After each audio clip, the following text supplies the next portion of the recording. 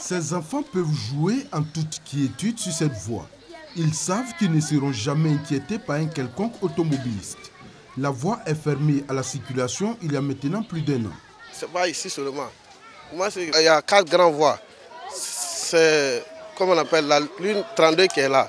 32 est coupée, 05 est coupée, 13 est coupée. C'est 26 seulement qui fonctionne actuellement. Moi, aujourd'hui, ce n'est pas la peine.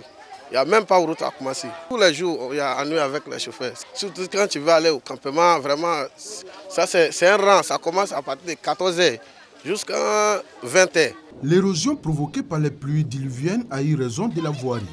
Or, cette voie est l'une des plus empruntées par les automobilistes dans la commune.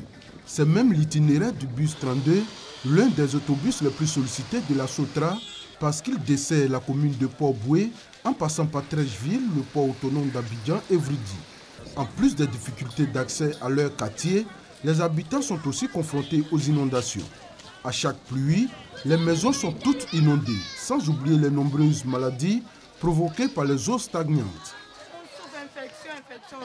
Fièvre typhoïde, ça finit pas, on soigne, ça finit pas, tout le monde est malade. Venez nous aider. Tu entres dans chaque cour de ce quartier-là, s'il n'y a rien, c'est au moins 3 à 4 malades dans chaque cour.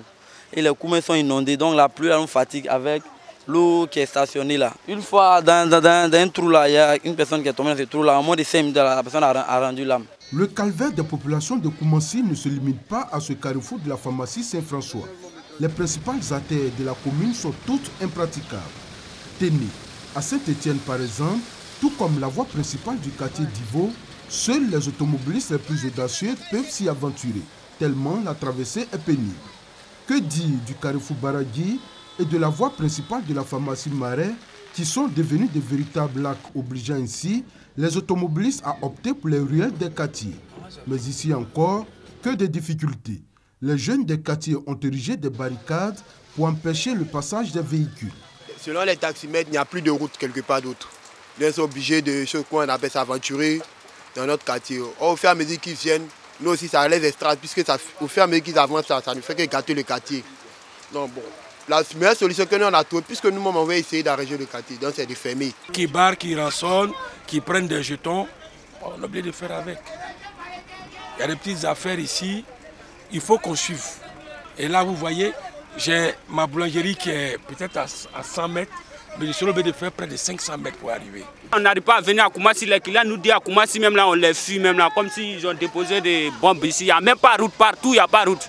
Mais qu'est-ce qui a pu bien provoquer cette situation désastreuse dans laquelle se trouve plongée la commune de Koumassi? À Koumassi, il y a plusieurs facteurs.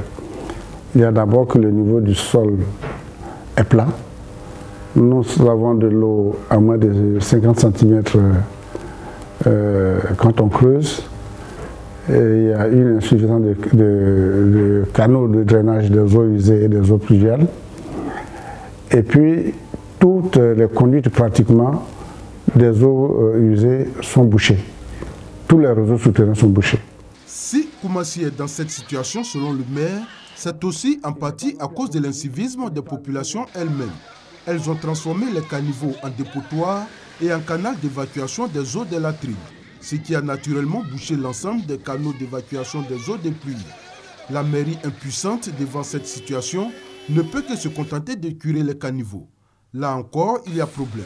La décharge d'Aquedo n'accepte pas les déchets des caniveaux. Ceux qui doivent transporter les ordures, ils ne sont pas habilités à transporter du sable. Et les produits de curage, essentiellement, c'est du sable. Et donc, ça pose des problèmes au niveau de la logistique. Et quand ils envoient, quelquefois on les refuse, il faut qu'on parlemente, il faut qu'on plaide pour que ça soit accepté. Donc toutes ces choses-là nous créent d'énormes difficultés. C'est d'ici que part tout le problème de Koumassi. Le canal d'Anoumambo, censé drainer toutes les eaux de la commune, est totalement bouché. Mais pire, les populations elles-mêmes ont construit des maisons sur le passage naturel de l'eau, ce qui ne facilite pas l'évacuation des eaux en cas de pluie. La fin du calvaire des populations n'est donc pas pour demain. Le porte-parole du gouvernement l'a dit. Pendant cette saison pluvieuse, aucune initiative pérenne ne peut être trouvée. Les habitants de Koumassi devront donc prendre leur mal en patience.